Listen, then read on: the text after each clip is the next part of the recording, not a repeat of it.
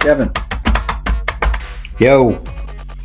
Kevin, come on, dude. Give me access to the studio so I can get this work done, dude. I gotta get this stuff downloaded so I can finish this episode.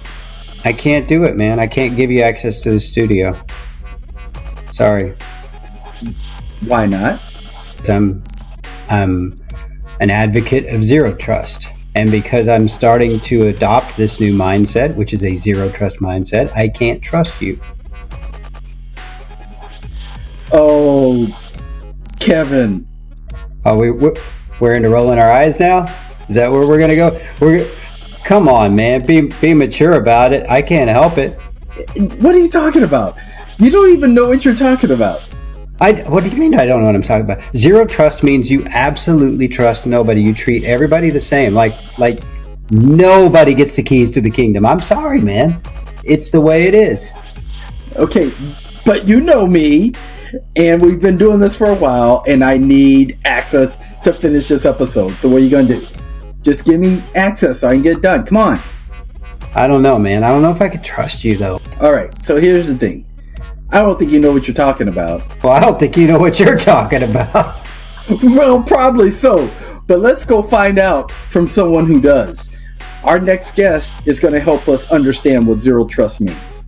Our next guest. Are we recording tonight? Oh, okay, cool. Let's go find out all about zero trust then. What the heck? All right, let's do it.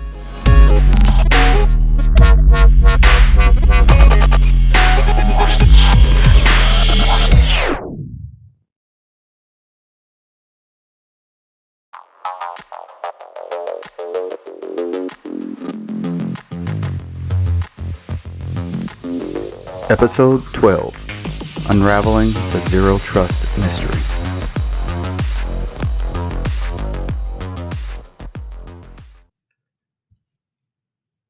Welcome to the Cyber Distortion Podcast, number 12, episode 12, our first dozen. And joining us tonight is a very special guest, Mr. Brad Moldenhauer. He's the VP and CISO of Zscaler.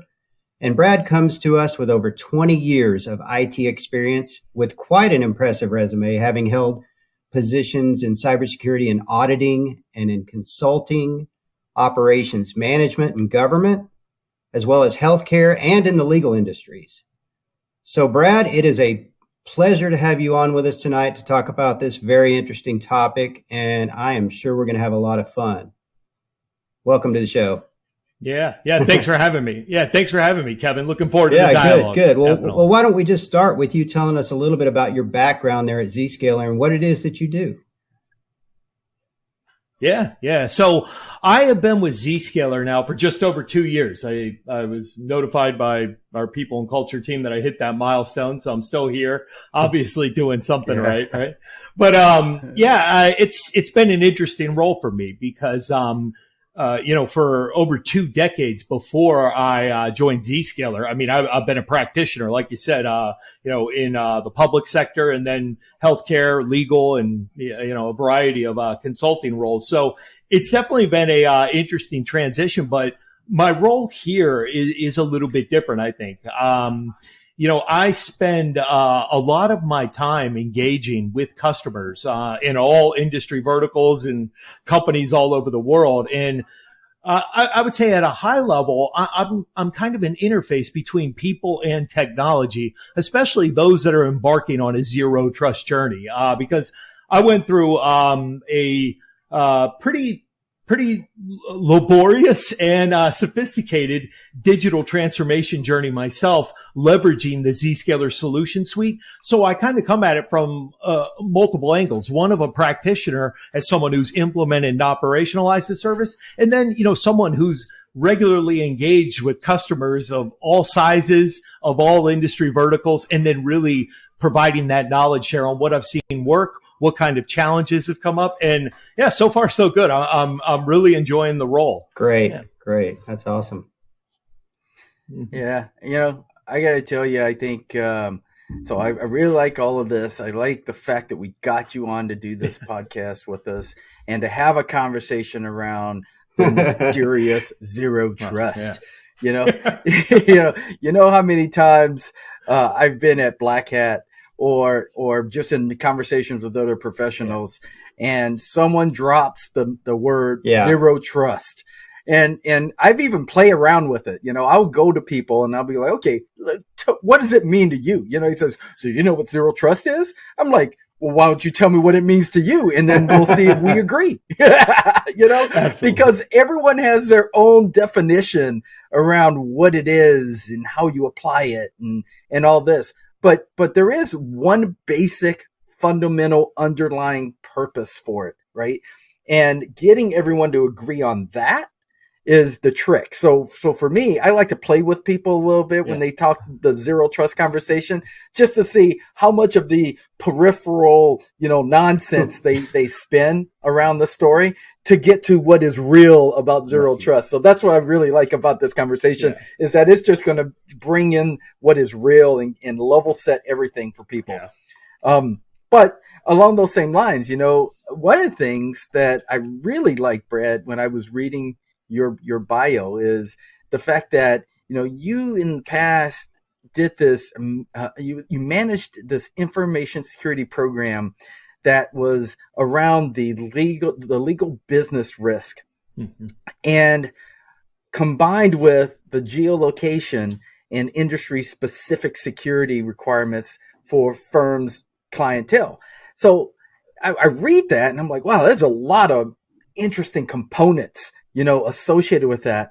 And so why don't you tell us a little bit about that? And help us get that background a little bit more depth. Well, first of all, working at a law firm is really interesting because when you think about it, the legal industry doesn't have any specific regulatory requirements, but we have clientele in every vertical, right?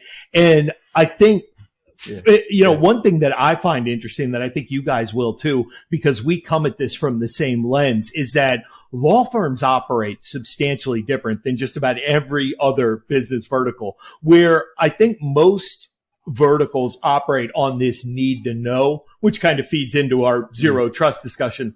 Law firms operate on what I call a need not to know. Wait a minute. What was that again? Rewind. A need not to know. Interesting concept to remember. Let's continue.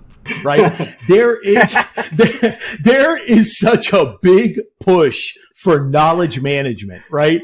And unless you have a client, which you do, think financial services, healthcare, insurance, they're going to have some very, very specific confidentiality requirements on their client matter.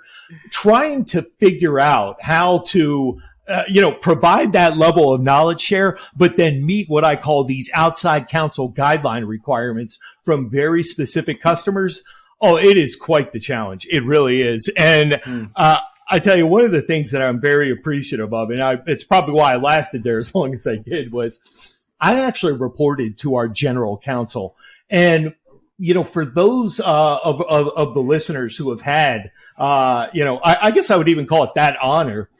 Lawyers look at risk differently than we do. And I can't tell you from, how much of a positive experience that was for me to review the same set of contractual requirements that my boss and general counsel did, and how we would come up with a completely different set of risk items that needed to be addressed. Right? So, and then, factoring in all the things you said from customers that, were located in a certain region of the world, had very specific geolocation and data sovereignty requirements, to, hey, you're going to be handling some pretty sensitive employee data as part of this, labor law statement of work. Only these two people can have access to it. The rest of your firm can't ever see it, so trying to get granular with that. What I didn't realize at the time was we were almost kind of building almost a zero trust framework in a way, so it's kind of interesting.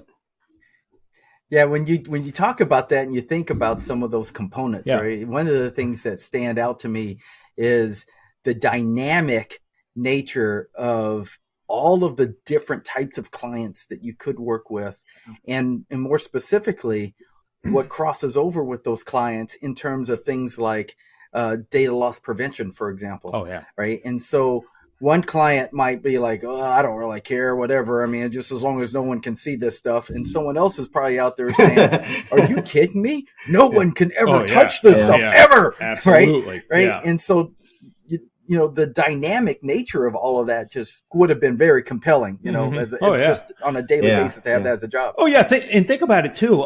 Like from like a white collar criminal perspective. Let's say you've got some kind of global Forbes 2000 company where you've been hired by the CEO's office because of some kind of Me Too lawsuit. Well, you know, now you're dealing with this individual's personal account that he probably created just for, you know, this statement of work, and then trying to make sure that there is a certain level of confidentiality amongst all your other internal users of the firm to keep that client private. Oh, it gets pretty challenging. Absolutely. It's wild when legal and security engineering thought processes cross paths. It's always like sandpaper and apples. It's just completely night and day. Two different worlds, two different ways of looking at things. It's fascinating. So Brad, I'd like to get into a quick topic here that I think would be interesting for the listeners. And this is something that I think even people that have been in cybersecurity struggle with quite a bit.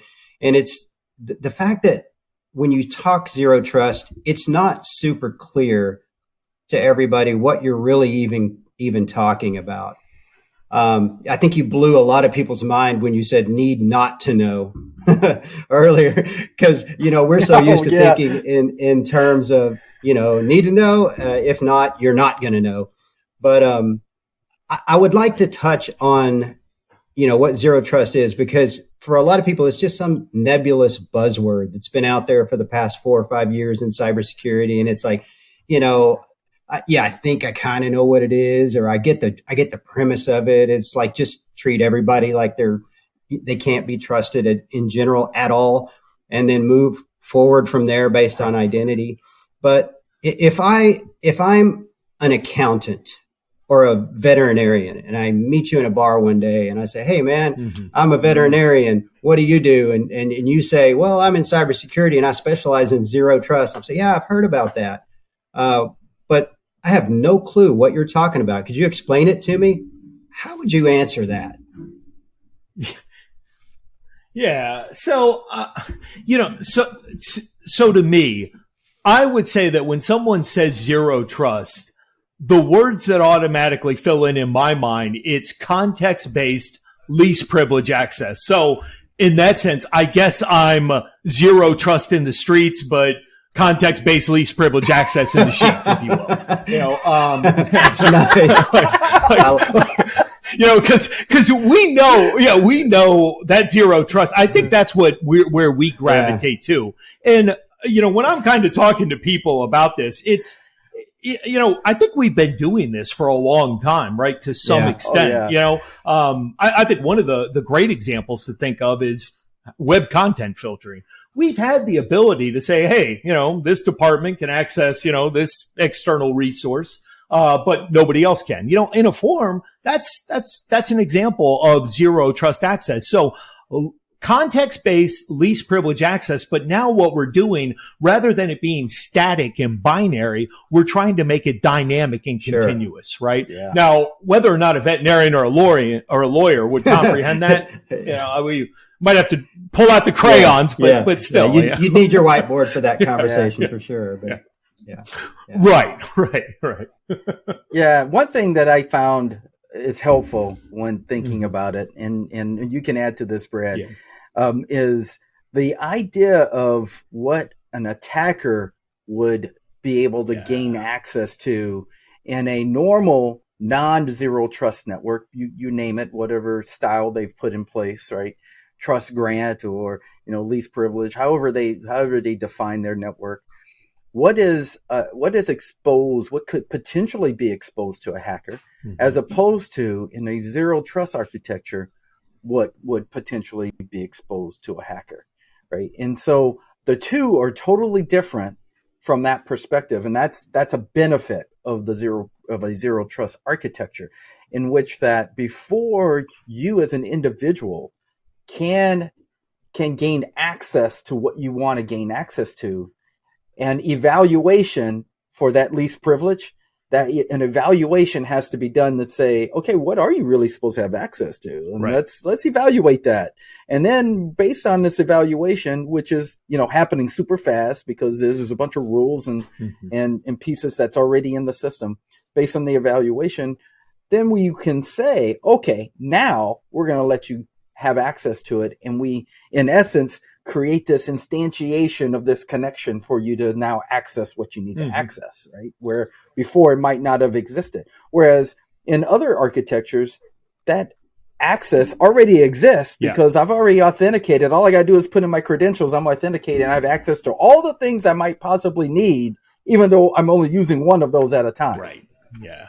Yeah. No, it's a great point, but I really like what you said there on thinking about it from the attacker's perspective. That's actually a really interesting philosophy, because I don't think a lot of us do that. I think that we try to address, and I'm not saying this is wrong, but, we try to address that user experience, those business velocity requirements first, but we need to be contemplating risk, I think, a lot more than what we do in the cybersecurity space. And thinking of that from an attacker's perspective is a really interesting perspective.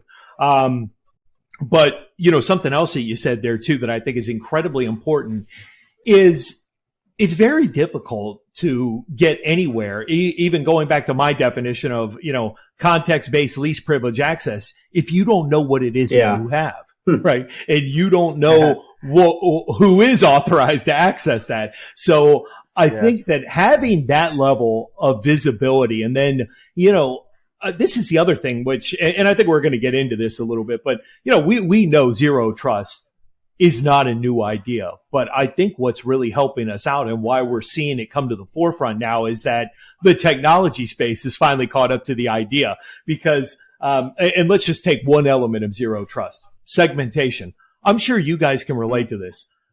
I got an audit report from an independent auditor like back in 2007. And one of the recommendations in it was, you have a flat network. You should segment this.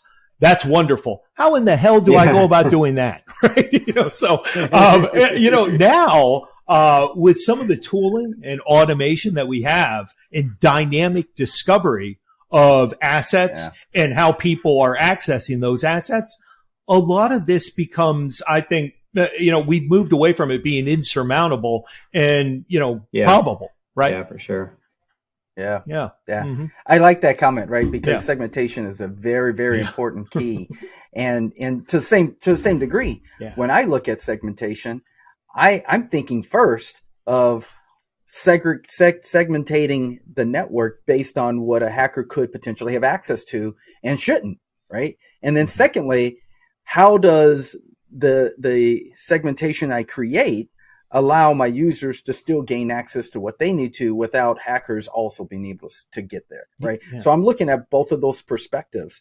And I think, to your point, many, and I know this, I shouldn't say I think, I know this because I've talked to a lot of people. Yeah. Many people don't consider the level of segmentation that they really should have within their network. They take a lot of aspects for granted. And to your point, when you can have asset, discovery and look at where things actually sit at on your network and what the risk factors are to those assets, then you can make better decisions about how you might be able to segment parts of it off. Yeah, that's a good point. Keep things safe. I think absolutely. One thing that people get into is, if you had the luxury of saying, you know what, I'm going to build a network from the ground up and I'm going to do this the right way. Any security expert knows you need to think segmentation. You need to think, how you want to do that strategically, with least privilege in mind, obviously, and with obsolete systems in mind, clearly. Unfortunately, for most people running security networks, they don't have the luxury of starting from the ground up. And it's you're going to disrupt the business at some point when you start to implement, VLANs and segmentation and things like that. So it's a matter of go go to the higher ups in your company, explain to them why this needs to happen. And you have to sell them on the fact that this is not optional. If we don't do this, we're keeping our network at an extreme risk. And, get their buy-in, and then know that you're going to probably disrupt the business to do it. For sure. Yeah. And, when I was having those discussions, I think, going back to some of the more, modern approaches out there for this, most people at that level, what you're talking about, Kevin, is, they're just, all right, look, it saved me all the gobbledygook and all this techno mumbo jumbo. I just need it to work, right? But what they do understand is when, we can start having the discussion about, minimizing tech debt, lowering the total cost of our controls through integrations, right? And then I think one of the biggest things is, the way that, we've spent about 30 years trying to figure out how to securely connect a device to a network, right? And I think we've done a pretty good job of that. But now we're shifting our mindset on how do I securely connect a user to an app? And in doing so, we may enhance the user experience and how they access those apps, whether they're destinations on the internet or SaaS-based, or they're applications in our private data center or in a public cloud, like an Azure or an AWS instantiation. So I think, it's kind of interesting to implement a security solution that makes that user experience better. But I think a lot of the modern approaches out there are doing just that. And that helps have those executive dialogues. Yeah. Here's what it brings up for me. Two things. And I wonder if you can help us walk through this from a zero trust architecture standpoint. But one thing, as you were talking, that it brought up was the understanding of assets now being available, primarily because we've moved more towards a remote workforce. Assets being available that are 100% cloud-based assets, workstations, applications, all of that being available as a cloud resource. I just log into my cloud and I have a desktop ready to use, right? And from that desktop, I have provisioned everything I need to have access to right within that network. And if it's outside that network, then, I have to do a request to gain access to it. So to your point, there are assets now that are all over the place. And my ability to access those assets are contained by these network nodes that now are, cloud-based in my home office and another cloud-based one over there, and a combination of a lot of different things. And creating a trust model that can scale across all of those network nodes. Yeah, that's tricky. Is where things become very interesting. And so, so that being the case, why don't you walk us through a little bit about how this zero trust architecture might look and how it solves those problems? Yeah. So, it's interesting. The conversation that I'm having a lot with organizations on kind of minimizing that attack surface of this change in the way that we're doing things is kind of predicated. I break it down onto two things: reachability and risk, right? In a way, this kind of plays into vulnerability management too, because one of the things I'm really liking that I'm seeing coming out of CISO from the Department of Homeland Security is kind of this high level notion of focusing on exploitabilities more so than vulnerabilities. And in my mind, what they're essentially saying is that if something isn't reachable, it's not breachable, right? And this is where zero trust is kind of playing in, because when you think about what we're doing with zero trust and trying to minimize that attack surface, remember that hard perimeter fortress approach that we built around our data centers? Well, people are like, well, yeah, you're not doing that anymore. The hell if we aren't.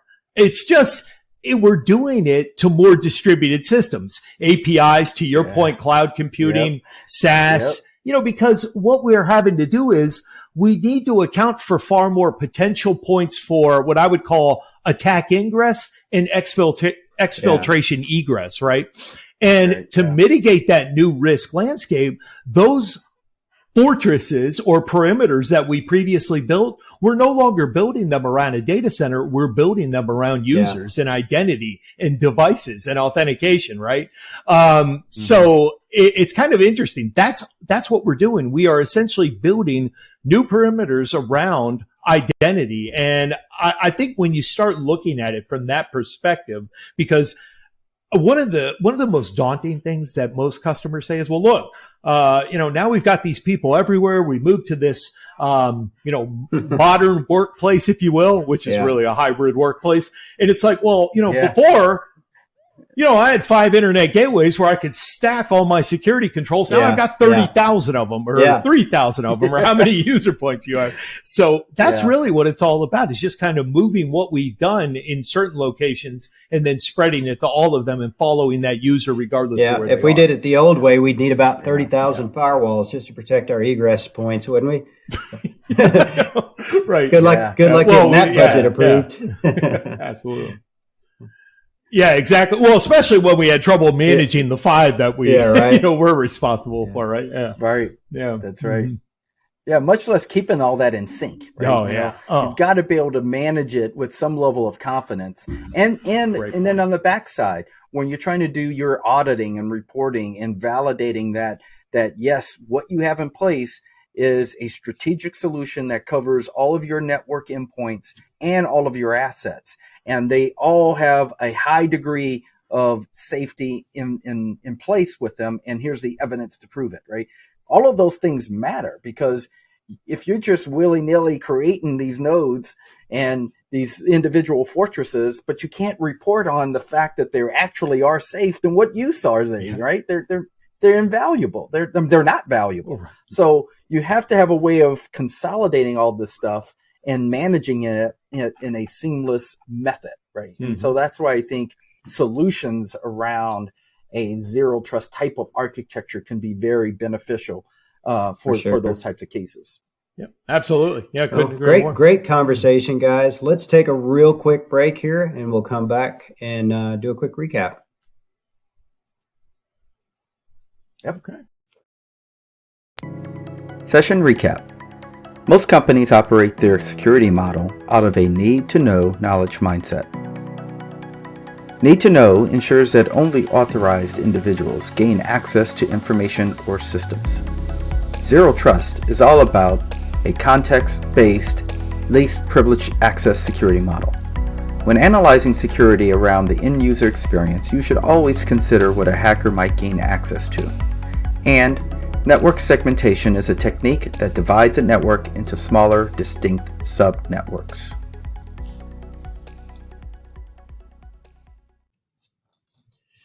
All right, we are back.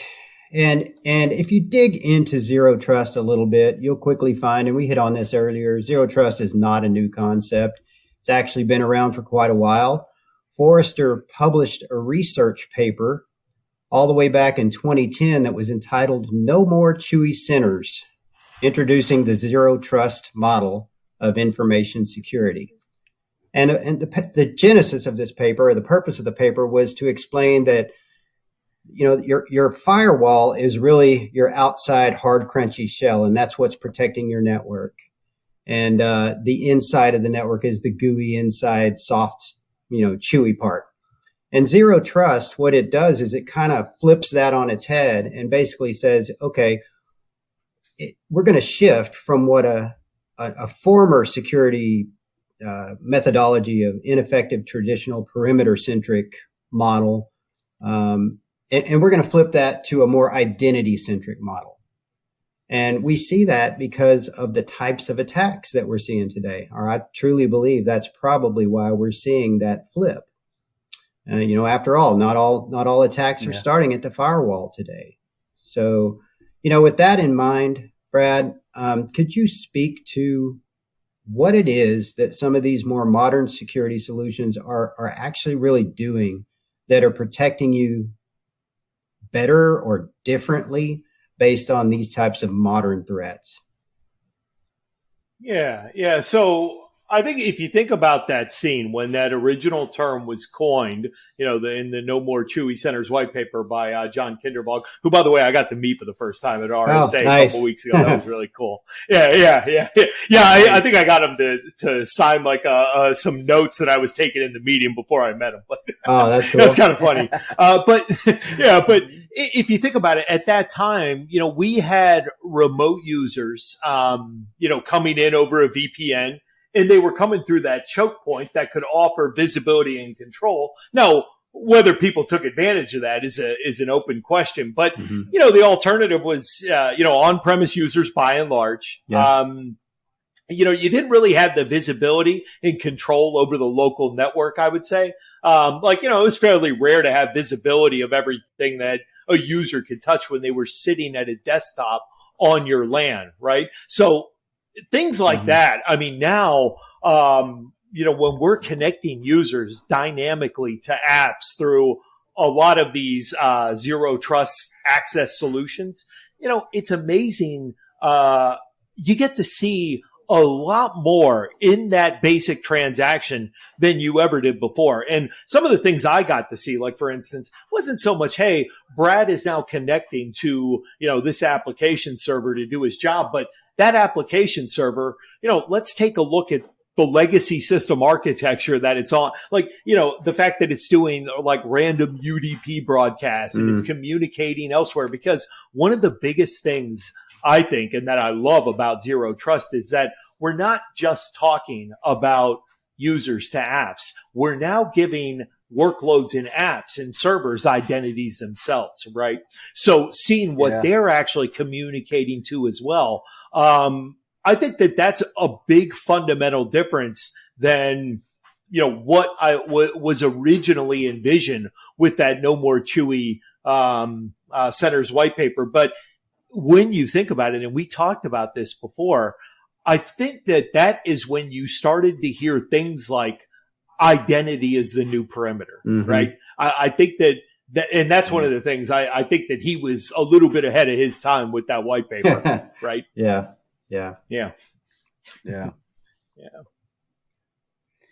That becomes an interesting thought, segment, because, even as we talked about earlier, changing the way we think about securing our networks and what the architecture looks like, and utilizing new thinking models that, having this outer hard shell with the soft gooey insides around, and changing the paradigm to say, you know what, great, I'm glad you got a hard outside part to it, but let's make the inside hard too. Right.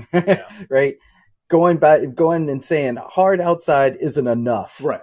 Because as we all know, everyone at some point is going to penetrate that hard outside. Technology constantly changes. There will be a vulnerability that will expose itself to that hard outside. And so also making the inside just as hard is very important as well. And that's where we start talking about the for sure. Yeah, because let's look at this from something we all know and understand, because we've been doing it for a long time. That concept of, protecting the outside, what are we doing there? Yeah, we're really focused in on the prevention of compromise and data loss, but what about the prevention of lateral movement? Oops, we forgot about that one. Once that beachhead is established and somebody can dance laterally or horizontally or east to west, whatever terms you want to use, that's big time problem time, right? Yeah. I think that's where identity, that's where it really shines, is that you have to assume at some point one of your endpoints is going to be breached. And when that happens, they went right around your hard, crunchy shell. If you're considering your firewall, your moat, for example, and every person's laptop, or every person, sadly, their home network can be a window into your network, if with work from home and some of the things that we're trying to prevent breaches from occurring today, or some access points where we're preventing breaches from occurring today. So I think identity really starts to shine when you start to think about the fact that, we don't need to be approaching this as if they're going to be trying to break through the firewall to get into the network. We need to be approaching it as if one of our users is going to do something that they shouldn't have done. And at that point, what can we do to detect that breach once it's in our network? Yeah, absolutely. Yeah, that's a good point. Yeah, if an individual user is the single most vulnerable point of every organization. Wait. Did you say if? Well, I'm not done yet. Okay. I'm not done. If we believe that to be true, then you can guarantee that is going to happen. And that is going to happen because someone is going to mess up, give away some secret credential they have, and then someone's going to impersonate them using that credential to then ask for permissions to get into something and laterally move through the environment. No, they just breached your hard, crunchy shell. Yeah. So, you know, something interesting about this, where we're going, is that, you know, we've talked a lot about zero trust. And, you know, Jason, that point there, I think, is incredibly important because we've talked about building controls around identity. When you start thinking about the current threatscape, and these phishing operators, they have the user experience completely dialed in, right? That is going to be, I say, the one area that we need to focus much more on when it comes to external threat sources is these phishing attacks. Because think about it, if we're building all these controls around identity and somebody takes the bait in a phishing campaign, essentially the threat actor has commandeered that identity, right? You know, they're now, you know, they've clicked on a malicious link, or they have the potential of inputting their creds into a harvesting site, right? So that's, I think, going to be one of the biggest concerns when it comes to external threats, if it isn't already, right? Yeah. But when I start taking a look at all the defenses that we're building up with a lot of these zero trust paradigms, you know, that's still the path of least resistance for the attacker. And sadly, probably always will be. But you know, that's why we have progressed into a state with cybersecurity to where identity has become such a big player in the security space. I mean, we have to be able. Wait a minute, Kevin. Did you say probably? Definitely has become such a player in the cybersecurity space. And I don't see that changing anytime soon either, because, you know, the weakest link in the chain, sadly, is always going to be the human element. And, you know, as well as you can train hundreds, or in some cases thousands, or in some cases hundreds of thousands of employees, there's always going to be one that no matter what phishing campaign or what email comes through, the curiosity is going to kill them. Oh, really? My God. It's almost like they're fighting back that arm off the mouse as they're trying to click that thing.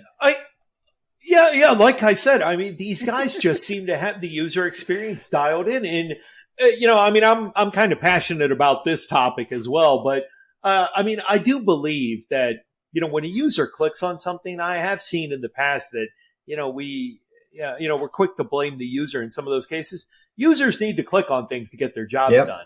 To me, that's more of a technology failure. Now, if a user clicks on a link and puts their credentials into a harvesting site, that's a separate matter, right? But, you know, we need to get better in how we do these things. And I think that we're starting to see that, to your guys' point, with a lot more of the predictive and smart controls out there in identifying some of these phishing attacks and credential harvesting sites. Sure. Yeah, most definitely. But that brings us to a good point, right? The point is, there's a lot of things that you can implement to try to get to being a more full-grown, mature, implementation of zero trust, or any architecture that you might think is important for your organization. What would be baby steps that someone could take to move towards a zero trust architecture? One of the things I've seen that's really good on this, and it's going to be matured constantly, but is what CISO has published, or I guess in collaboration with NIST, on their maturity model for zero trust. And essentially what they've done is, I like it because they've simplified it. And Lord knows, looking at what we do, we need some simplification, right? But, you know, they've broken it into 5 pillars, and those 5 pillars are based around identity, device, network, application or workload, and data, right? And then from there, those are kind of held up by visibility and analytics and governance, right? But they've also identified 3 areas for a traditional, advanced, and an optimal zero trust implementation and operationalization strategy, right? I believe now when they put that out, I think their initial goal was the public sector only, but they started seeing, hey, who do we work with constantly? The private sector. So, there's a lot of good guidance that's coming out of that, from them. And I think that that's important because, again, a lot of vendors are out there saying, hey, zero trust this, zero trust this. Well, we need a standard, right? And I think both Gartner and NIST have done a pretty good job of starting to put those together. Another organization that's doing a really good job with this is the Cloud Security Alliance, right? I think in the upcoming year or so, we're going to start to see a lot of these standards or frameworks that are out there in draft form now and getting a lot of comments from people like us. Those are going to continually mature and I think help out people and provide some guidance on how to actually step through this. Yeah. Yeah. And so your point's very valid in something. And I want to make sure our audience understands this one thing is that there are a lot of frameworks out there and there are a lot of very good frameworks. One thing that would be very important for you as a user to do is understand how these frameworks cross. Because most of them cross over, they intersect on some of the same topics. And so when you can put these frameworks over each other, you can then see the dynamics of the frameworks that really hit at the core of what they're trying to address. Now, all of them are going to have their own little flavors on the outside of additional things that you can do as in terms of controls.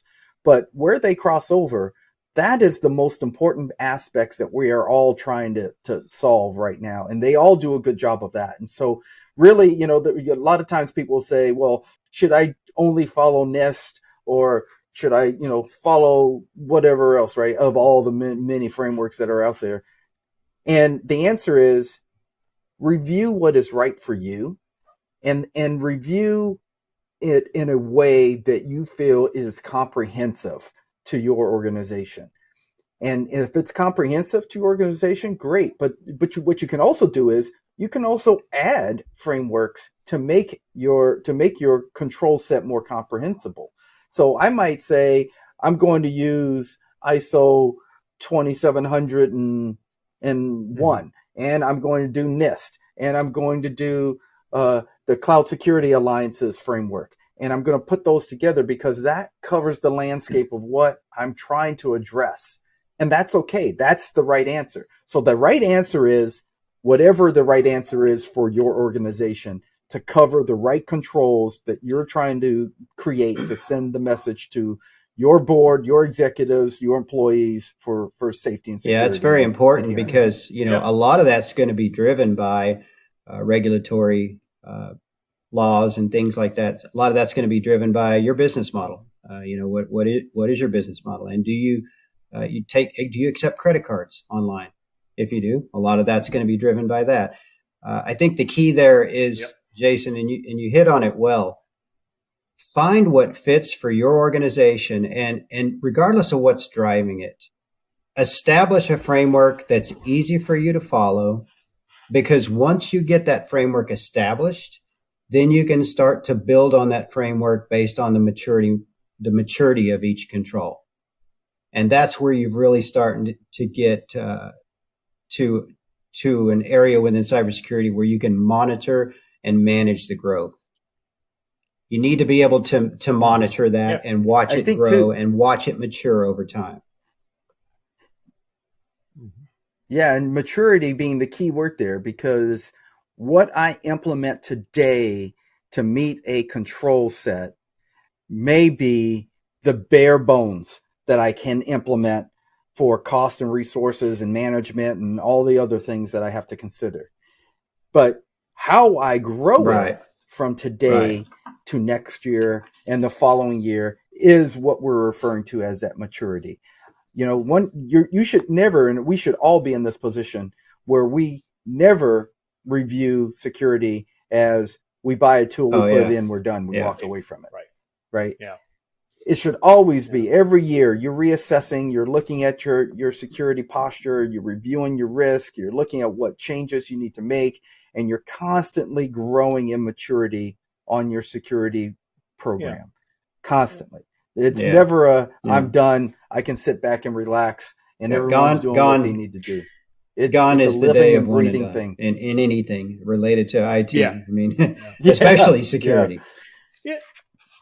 Oh, yeah, absolutely. The other thing, too, that comes up a lot is, when people are getting started on this journey, they almost feel it's monolithic. They're like, well, if I'm not doing zero trust everywhere, am I doing it all?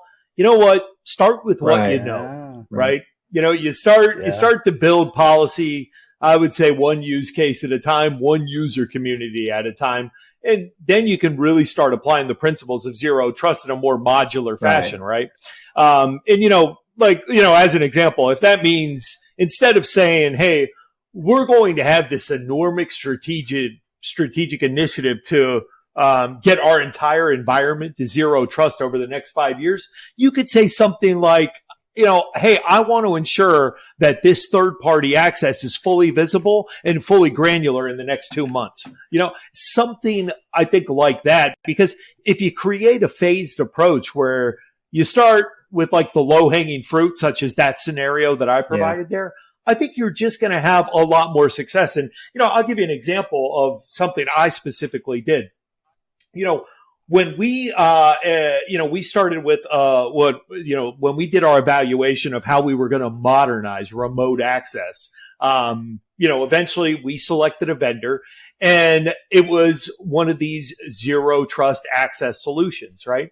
And what we did was we essentially mirrored the open connectivity model of a VPN, but now going back to some of those things I talked about, dynamic application discovery, visibility into who's connecting what to what, you can start building up a baseline of access scenarios that make sense. And I'll tell you, the first one I did, well, it got me thinking. We had a privileged access management solution in our private data center.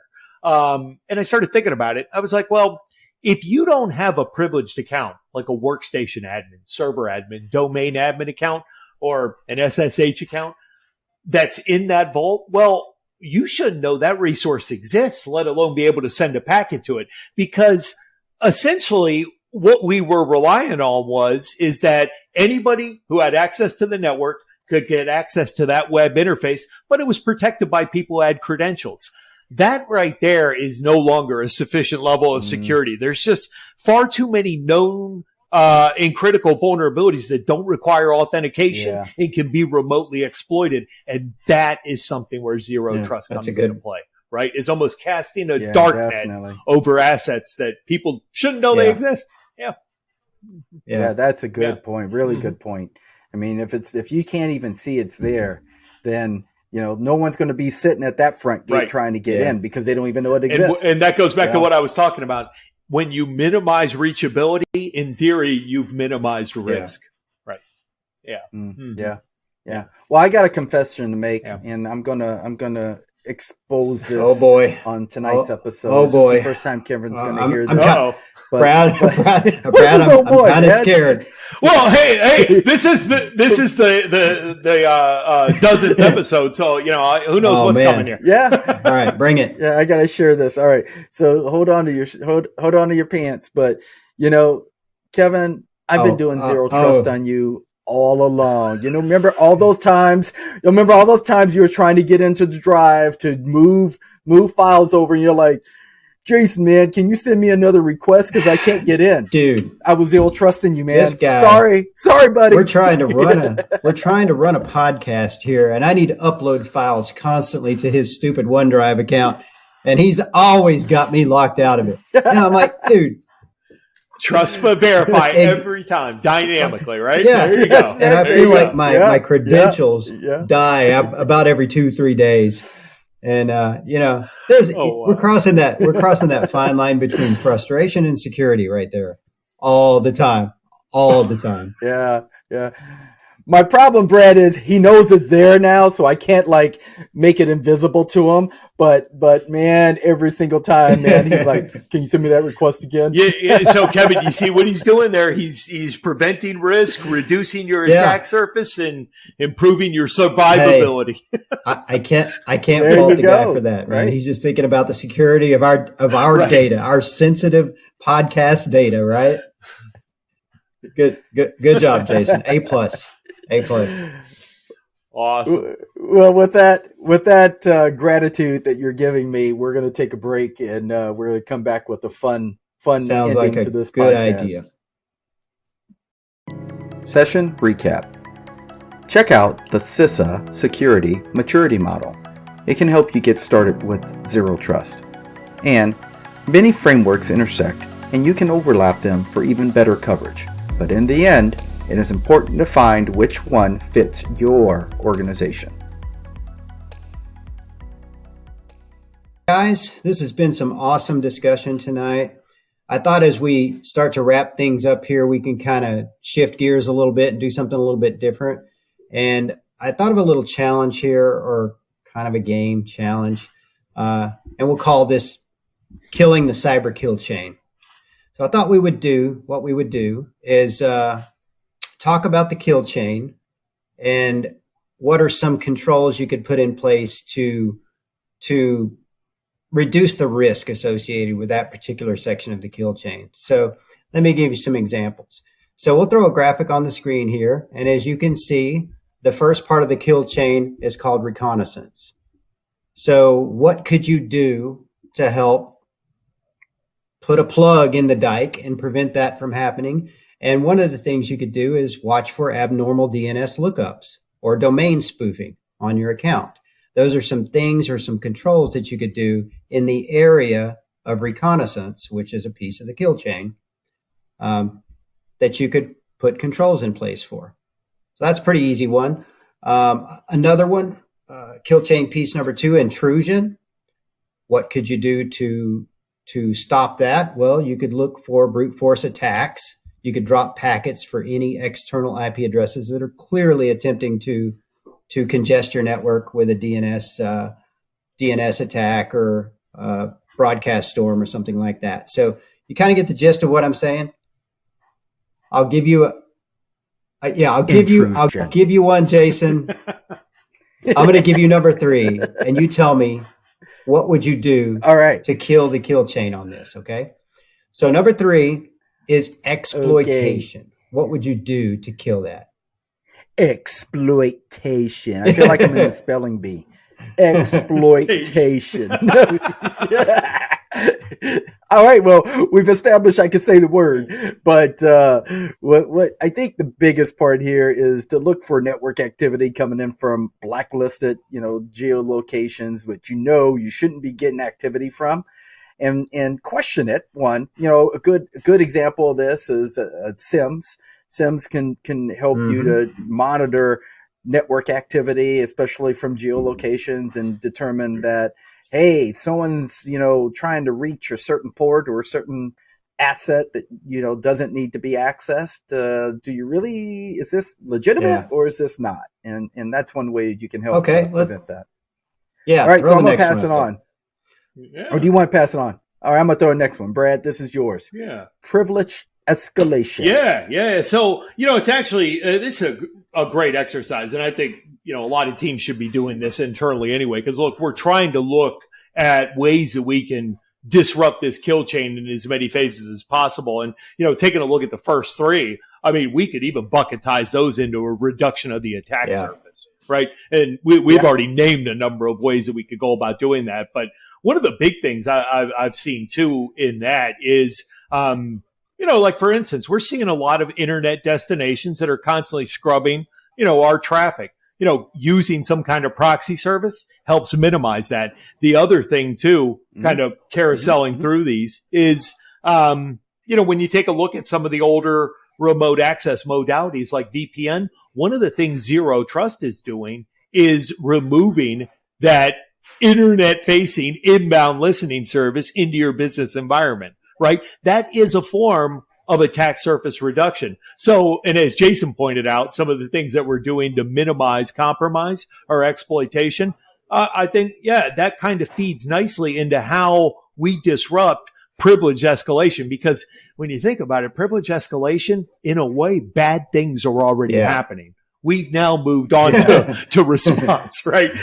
Like somebody has a beachhead and they're attempting to escalate their current credential set. Yeah. So one of the things that we mentioned that a lot of organizations are doing now, they're vaulting a lot of those privileged credentials, right? So, something that I initially did years ago and that a lot of organizations have done is, well, hey, look, to get privileged credentials, let's go ahead and put those in some kind of PAM, a privileged access management solution, and let's protect that with an additional level of MFA, right? And then once you actually get in there, not everybody has access to, full domain administrative accounts or whatever. I mean, they have privileged accounts for whatever it is that they need to do, whether that's a help desk administrator for workstations or, if you're somebody who supports all the finance and accounting servers. So we should have those functionally segmented as well. Yeah, that's good. That's a good one. Yeah, very good.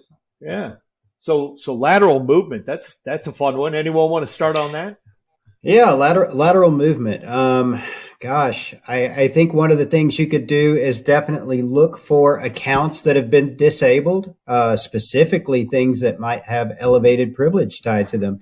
A lot of people don't think about it, but in many cases, when you install a piece of software or you set up a server like a web server, a lot of those types of configurations require that a service account have elevated privilege.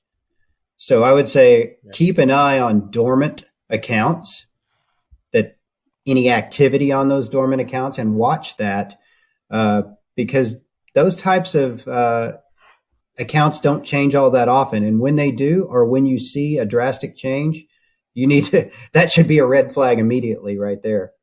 So I would say that definitely be a big part of it. And I would even look at implementing Microsoft Laps if you're a Microsoft environment. Lock down that local administrative password on all your endpoints for sure. Right.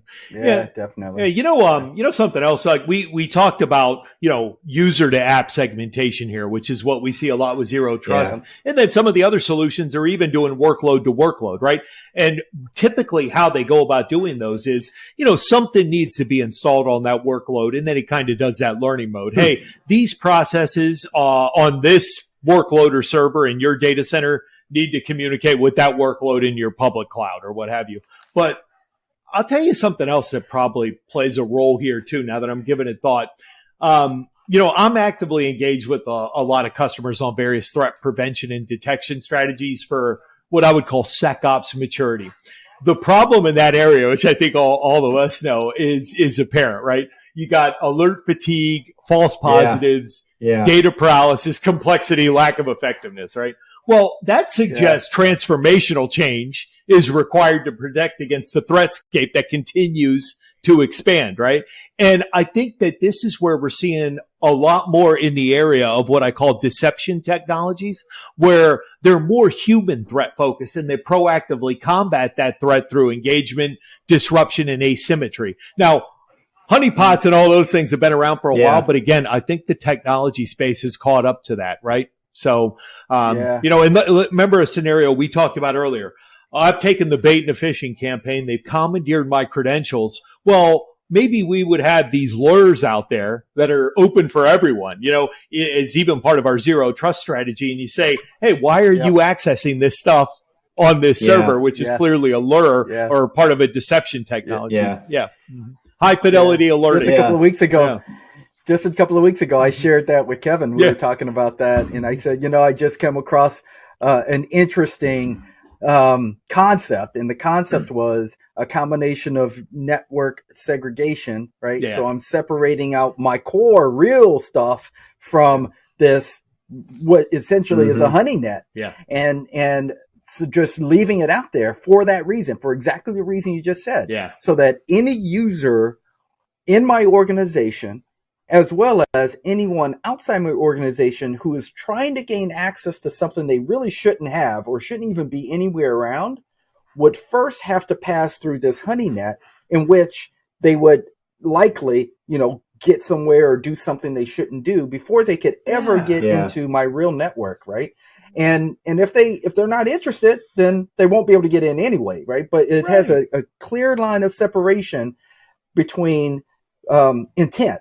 Right. So what is your intent for coming into my network? Right. Is it to actually gain access to a resource, or is it because you're trying to get something you shouldn't have? Right. And think of it this way. Let's go ahead and flip this around a little bit. A lot of organizations now are inspecting their outbound and inbound encrypted internet traffic, right? Well, if somebody compromises my identity and I'm accessing a trusted private application over HTTPS, well, are we going to actively be inspecting that private application traffic? Probably not. But if we had internal alerts, maybe we could identify a compromised identity or, maybe a malicious insider. Yeah. Yes. I think that's huge. Exactly. Yeah. I love it's that very interesting when you talk about it like that and the maturity of controls over the last decade. 10 years ago, honeypots were, you thought, wow, that's really a cool concept. Let's lure them over here where we want them to give themselves away, right? And now that's advanced in just probably less than 10 years, even to honey nets, like Jason was talking about, the deceptive technology. The thing I like most about that is that there are zero false positives. If somebody is a high fidelity alerts, totally. Yeah, I mean, high fidelity. You talked about alert fatigue. Yeah. There is no alert fatigue with those types of solutions, and that's really cool. No. So somebody tried to access that share that says sensitive financial information or Brad's salary. Somebody tried to access that. Yeah. Somebody, there is no doubt. I got the alert. I know for sure it happened. Right. Yeah. All right. Well, Jason, let's take a stab at kill chain item number 6, which is obfuscation. Yes. So there's a couple of things immediately that comes to mind for this. And the first one is associated with the prior level kill chain, which is lateral movement. So, and it goes around with everything we've been talking about. So access to information and the ability to see that information is one thing. So if they can't see it, you can't get to it, right? So if you can reduce the ability for someone to see that that's even there, then the lateral movement function to get to the data wouldn't even be possible because they don't even know it exists, right? So you can do a combination of things, network separation, put your important stuff somewhere else where you only have authorized people at the time that they're being asked to be authorized to see it, get access to it, and maybe it's timed where they only have access to it for a limited amount of time and then it expires and they can't get access to it again. A number of things there. The other thing, though, is what's really important, especially in that same light, is when you talk about things like logs or access logs or things that someone really shouldn't have access to, but kind of gets jumbled up in the rest of your network, separating that stuff out. Thirdly, masking your data where possible, which is something we don't talk about a lot, right? But masking the data so that it's not obvious or apparent to someone that this is, someone surfing or searching through your stuff that has no intent of knowing what it is. It's not obvious to them what really that is. And that could be done in a number of different ways. I've seen organizations that will hierarchically create conventions of names for their data sets that have nothing to do with what the data set really is, right? Yeah. But it's a code. Yeah. It's a code that lines up with an index that says this is what this data really essentially is. Tokenizing it. It's basically what you're doing is tokenizing it. Yeah. So the data means nothing to the average person if you don't know the index to the token that says this is what it really means. Right. So those are ways that you can really hide the essence of the data and make it so that people can't. So if you don't know the difference between Puff the Magic Dragon and Clifford the Big Red Dog, you're not going to get anywhere with the data. Okay. That's right. Yeah. Another threat for this step right here, and this is look, I'm after working at a law firm and dealing with all kinds of regulations, and I think our mind needs to go. We need to contemplate risk better. Is think about some of the privacy frameworks out there and regulatory, standards for this. is people who attempt to weaponize those. Let me give you an example here, like, because I see the word anti-forensics here. Let's say, I don't know, you've got some kind of cloud vendor who is logging all of your internet traffic, and you've done something malicious internally. And you know what? Yeah. You say, you know what? Yeah. I'm gonna contact that cloud vendor and tell them, hey, I no longer work at that organization, and this is a GDPR right to be forgotten request. I want you to delete all of my logs for the last 6 months, right? So, this is where obfuscation would actually come in handy here, right? Not to mention some other processes, right? Because that's a very dangerous proposition where people are doing things like that. And I think that we got to think the worst of people at times, unfortunately. That's by the way, that's a data manager's nightmare, what you just described right there too. The right to be forgotten. Right. Oh my God, no. Yeah. Oh yeah. Okay. Yeah. Right. Yeah. Absolutely. Yeah. Oh my gosh. Yeah. Just think about that, man. That is a true reversal of what we were just talking about, right? Taking the other approach to it. Yeah, because and I think that we've seen this where, these malicious actors, they're giving this a lot of thought. I mean, they've weaponized like the CCPA in GDPR, because GDPR was very prescriptive. Yeah. Hey, if you have a breach of personal information, that's going to be 20% of your annual revenue. Well, if I just compromised all your PII and your annual revenue is $20 million, well, now I know that that's $4 million that you're going to be charged with if I expose this. You know what? I'll do you a solid. Give me $2 million and you can have all your data back. I knew the solid that you were going to do me was still going to suck. Yeah, exactly. Oh, man. Yeah. Trust me. Trust me. It's all because I'm a good guy and I'm looking out for you. I'm looking out for your best interest. Right, exactly. That's right. Yeah.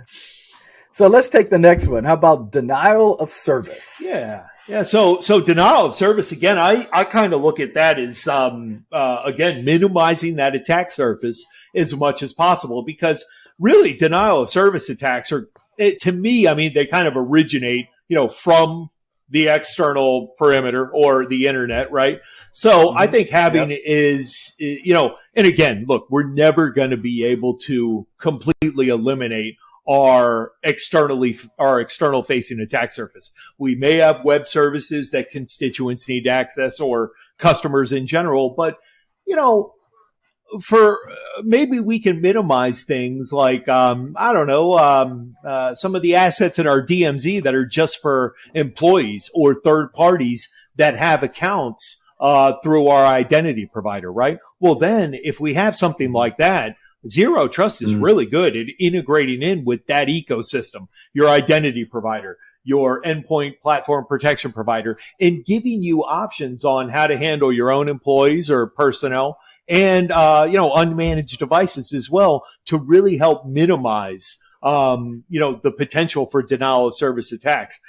Then of course, there's the inside and looking out. If you already have something inside, and again, I think that kind of feeds nicely into number 8 with the exfiltration piece. But just really having visibility into egress traffic, I think one will identify if you guys are potentially part of a distributed denial of service attack, right? Somebody has compromised you internally and they're using you as part of some kind of mass botnet to take down their intended target, right? Yeah. So lots coming to mind here on this one.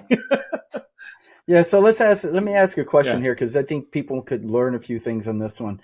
So we talked about perimeter protection. Yeah.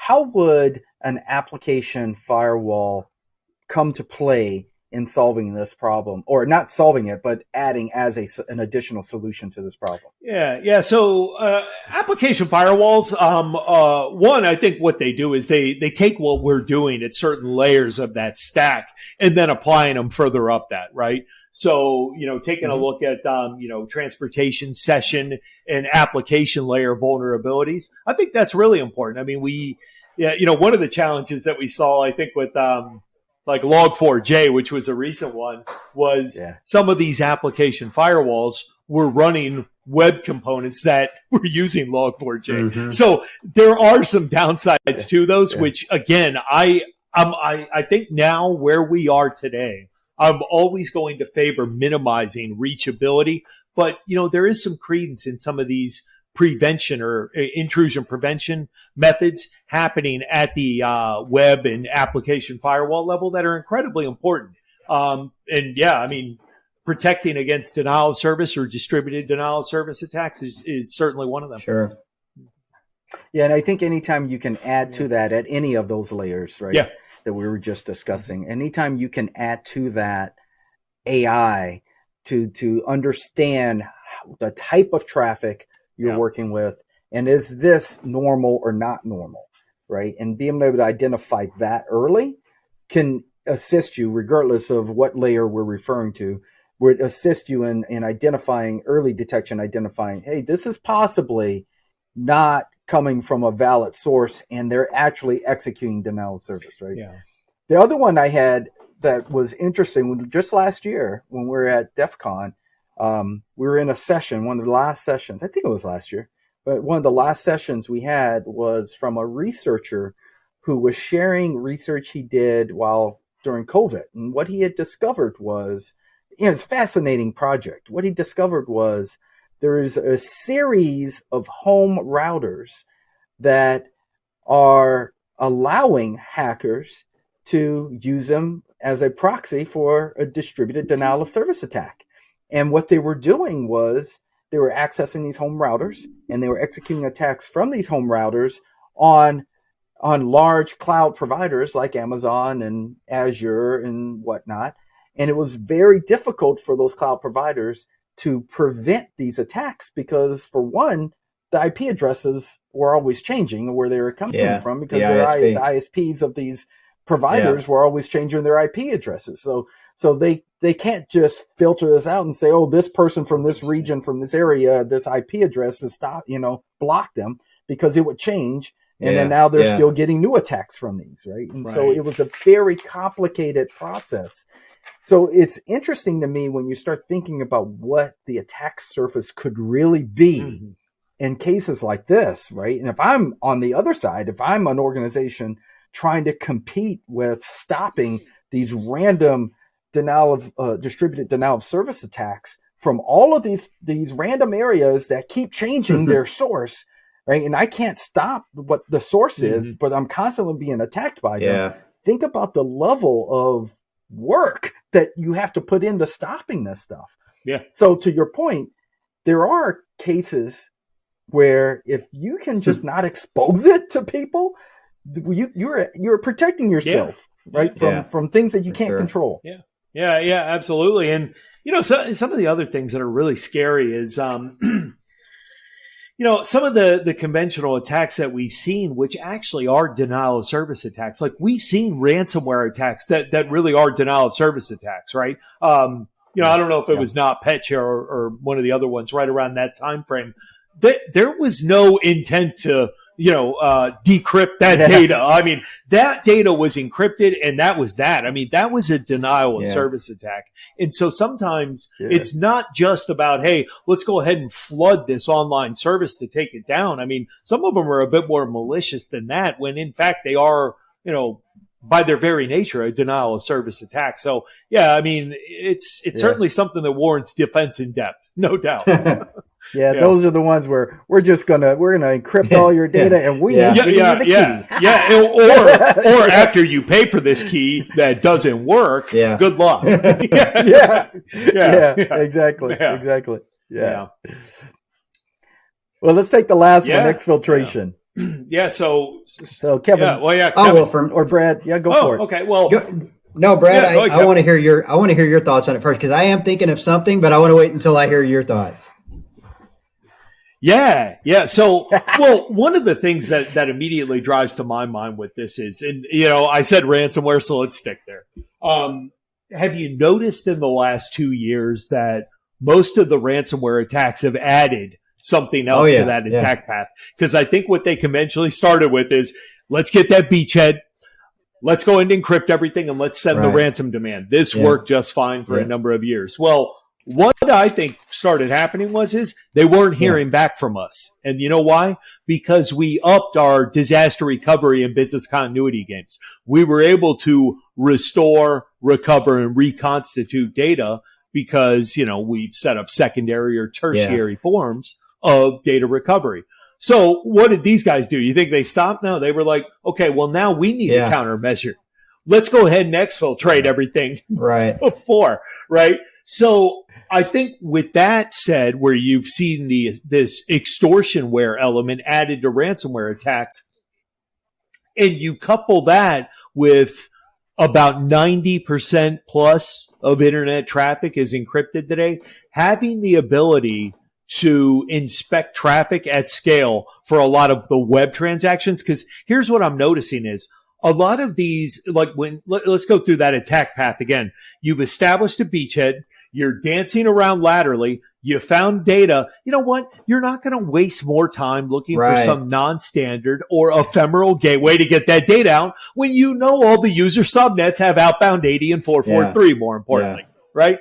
So I think when it comes to data exfiltration, having the ability to inspect encrypted traffic at scale is going to be incredibly important. And once we have that, what can we do? We can enforce contextual or content-driven data loss prevention controls. Now, that's just on that gateway because we got other vectors too. We got removable media, we got email. But I think with that in mind, I think that's really important. Yeah, that's exactly where I was going to go with that. Because with exfiltration now, you've got basically double extortion. You've got not only do I have your data, not only is it encrypted and you can't use it now, I've got the key, but I've also got it at my ready to sell it on the dark web if you don't pay my ransom, right? So that's huge. That's huge. Oh, yeah. And I think there's things you can do to monitor for massive amounts of data leaving your network. If you're monitoring, the ports outbound, just look for excessive amounts of traffic especially from unusual accounts that shouldn't be sending excessive amounts of data out. Oh yeah. And or unauthenticated traffic. So a data loss prevention tool is definitely that would be a good countermeasure for that particular one for sure. Yeah, absolutely. Yeah, it's and look, I look by its very nature, data loss prevention. That I don't care who you are in the security industry, and most of your listeners will know this, but for those that don't, by its very nature, implementing a DLP control is never going to be one where you have a user come to you and say, hey, Brad, thanks for implementing that DLP control. I can get my job done so much better now. So trying to make it as non-disruptive to business velocity requirements as possible really will enhance the effectiveness of the host. Well, I can tell you to your point though, Brad, most definitely. I've still had a hard time finding the perfect security control where my users are going to come up to me and go, hey, good job. I'm really glad you did that. That's right. Yeah, that's I know when it does happen though. It's a Kodak moment. For sure. Well, guys, with that, I think we're coming up on our time. And I just want to thank you, Brad, for being on this episode. It was this again, right? We do this because this is a way that we can give back to the community and help educate people, learn a few things that maybe they may not have known. Our audience is a broad array of really bright, smart security people, technical people, to people that may not know a lot of the concepts. And we do that on purpose. And so when we're having these types of conversations that are so broad and then yet still on point to how you can implement this today or how you can go and do this, it becomes a fascinating conversation. And we have a lot of fun doing it. So I particularly like my implementation of zero trust against Kevin, but I think that'll stick with a lot of people. And I particularly am going to work my way around his zero trust controls at some point and turn around and stab him in the back. That's what end users do. They try to subvert our controls. That's right. So I'll play the role of the disgruntled end user on this one, Jason. I'm coming after you, man. There you go. Coming after you. Yeah. Okay. All right. Well, I'm still playing red team against you, buddy. So with that, guys. Wait. Before we go, I will tell you have a special that announcement. We promised in the Twitter, remember? Yeah. We did. Okay, So Kevin, so we teased go this. for it, Kevin. We're doing a lot of swag drops out at Black Hat and DEF CON next week. We're recording tonight. This is 1 week out from when we actually, the first night we show up in Black Hat. So exactly a week out. We're going to drop this episode right before we go. And I said that we'd give you details on where the first swag drop is going to take place. Jason and I are going to get there on Monday. We will be at the Link Pool at some point, mid-afternoon to early evening, somewhere in that time frame, and we will tweet out, "We're here, come get some free swag." And we'll be there for a couple hours. Most likely just enjoying the scene. Yes, buddy. And this isn't no cheesy swag. This isn't no cheesy swag. We got all kinds of good stuff. Nice hacker swag that everybody wants. Nice. So be looking forward and join us by the pool, everyone. And with that, I want to tell you, Brad, thank you again for joining us tonight. We will definitely be looking at where Zscaler is going in the future and how they're continuing to solve this problem around zero trust. And we want to thank Zscaler for supporting us, absolutely, and supporting this podcast and allowing us to have this conversation with Brad. And we look forward to continuing to talk with you guys a lot more and stay on top of where this type of architecture can take us. Yeah. So, thank you very much for having me. I enjoyed the dialogue. Looking forward to the show too. Awesome. Well, cheers, everybody. We will see some of you at Black Hat and DEF CON next week. Take care. Hello, everyone. If you enjoyed the podcast today, I'm excited to share with you that you can now listen to us on all of these major streaming platforms. Also, if you learned anything from the conversation today, please share this episode with your friends, family, and colleagues. The more of this knowledge we can share, the more cybersecure we all become. I'd say like, subscribe, and all of that jazz, but hey, you're not morons. You know that. I will leave you with some words of wisdom, though, from the former director of the FBI, Mr. Robert S. Mueller III. He said there are only two types of companies, those that have been hacked and those that will be hacked. You guys be safe, remain diligent, and take care.